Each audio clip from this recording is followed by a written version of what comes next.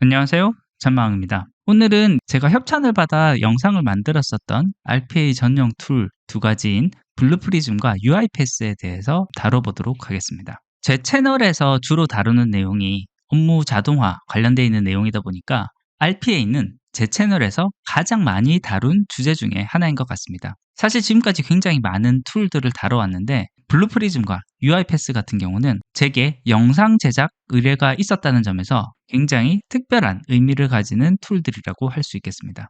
제가 협찬을 받았던 형식은요, 제 채널에 이 영상들을 올리는 형태보다는요, 그 업체에서 가지고 있는 유튜브 채널 자체에 교육용 영상을 제작하고 전달해 드리는 형식으로 만들었었습니다.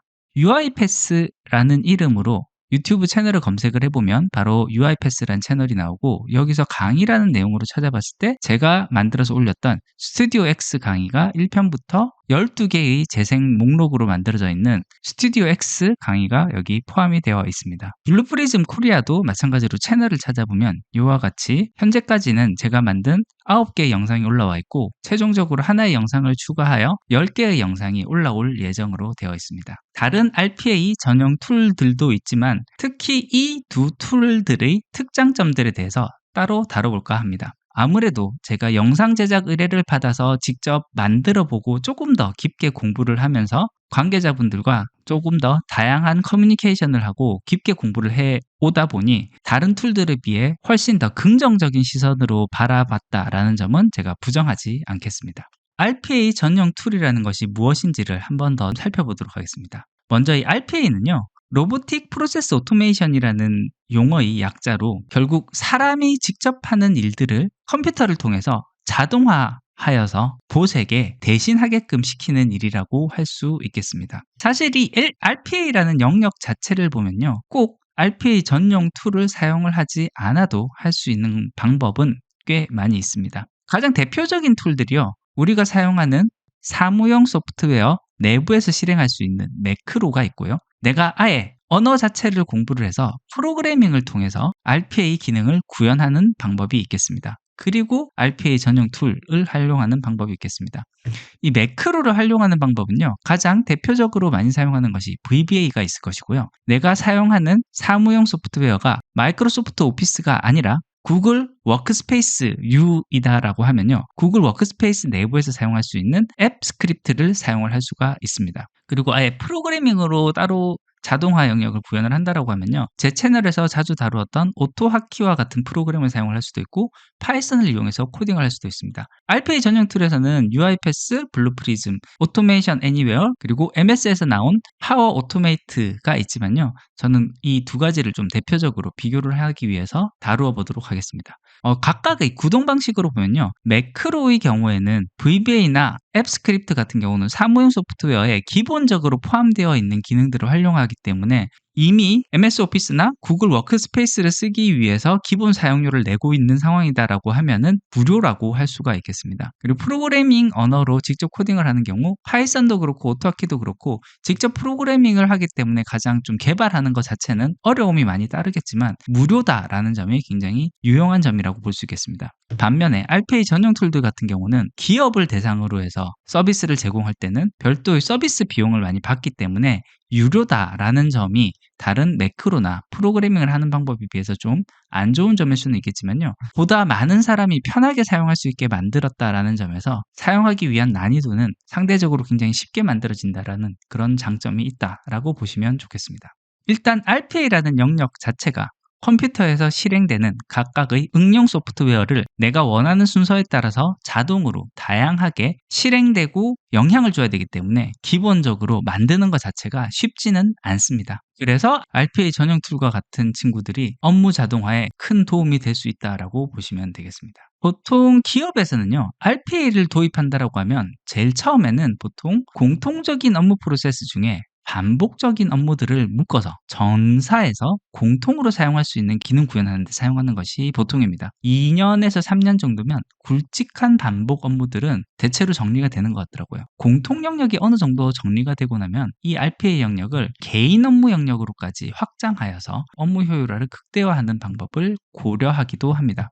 요 영역은 RDA라고도 하기도 하는데요. RDA에 대한 영역은 제가 따로 영상으로 다룬 적이 있으니까 그 부분을 참고하시면 좋겠습니다. 기업 입장에서 RPA를 적용한다라고 하면요. 아무래도 매크로나 프로그래밍과 같은 방법을 취하기보다는 RPA 전용 툴을 취하는 것이 보다 바람직한 방향이 될 수 있습니다. 왜냐하면은 매크로나 프로그래밍을 통해서 따로 만들게 되면은 각각의 기능들이 통일성 없이 만들어질 수 있기 때문에 만드는 사람에 따라서 개별 차이가 커서 향후 운영 관리가 굉장히 어려울 수 있다는 거, 그 점을 알아줄 필요가 있을 것 같습니다. 제가 다루었던 전용 툴인 UiPath와 블루프리즘을 직접 비교를 한번 해보도록 하겠습니다. UiPath가 우선 현재 RPA 전용 툴 시장에서는 업계 1위를 하고 있는 업체다라고 보시면 좋겠습니다. 그래서 굉장히 확실히 강력한 부분들은 사실이고요. 그렇다고 해서 블루프리즘이 완전히 차이가 많이 나느냐라고 했을 때 RPA 전용 툴 시장에서 최고의 강한 탑5 이내라고 했지만 보통 탑3 이내라고도 볼 수 있을 것 같아요. 그래서 UiPath, 오토메이션 애니웨어, 블루프리즘, MS 파워 오토메이트 이렇게 4개의 툴들이 탑을 노리고 경쟁을 하고 있는 관계이고요. 그 차이는 크지 않다라고 볼 수가 있을 것 같습니다. 그러면 이제 UiPath와 블루프리즘 같은 경우는 각각 바라보는 관점과 포커스를 맞춘 방향이 확실히 다릅니다. 그래서 여기 장점, 특장점만 정리를 해놨는데요. UiPath의 장점이 블루프리즘의 단점으로 오고요. 블루프리즘의 장점이 UiPath의 단점으로 온다라고 보시면 좋겠습니다.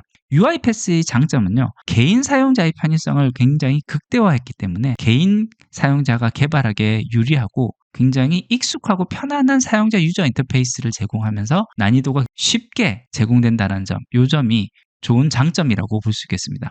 반면 블루프리즘의 경우에는요. 이 솔루션 자체가 협업과 분업에 특화가 되어 있습니다. 솔루션을 중앙 관리를 하면서 기능 개발의 중복 없이 개발을 할 때 최적화가 되어 있기 때문에 협업 개발에는 굉장히 유리합니다. 가격 정책 자체가 합리적인 편이다라고 보실 수가 있겠습니다. 그래서 이와 같은 부분들은 서로 약간의 트레이드 오프 관계가 있다라고 보시면 좋을 것 같습니다. 어떤 툴을 선택하는 것이 더 좋을 것인가라고 저에게 물어보신다고 하면요. 이 RPA 툴을 개인이 사용을 하고자 한다 또는 소규모 회사에서 운영을 하고자 한다라고 하면은 UiPath 쪽이 훨씬 더 유리하다라는 생각이 듭니다. 또는 RPA 툴을 지금까지 사용해 본 경험이 없는 처음 도입하는 입장에서는 아무래도 처음 진입 장벽 관점에서 UiPath가 유리한 부분이 있다라는 것, 그렇게 봐주실 수 있을 것 같습니다. 반면에 만약에 내가 도입하고자 하는 회사가 RPA에 대한 감을 이미 좀 잡고 있는 상황에서 기업 단위에서 운영을 하겠다. 그리고 한번 만들어진 로직에 대해서 재활용을 많이 하면서 중복 없이 궁극적으로는 효율적인 운영 방식을 취하고자 한다라고 하면은 블루프리즘이 상당히 괜찮은 툴이 될 수 있다는 거,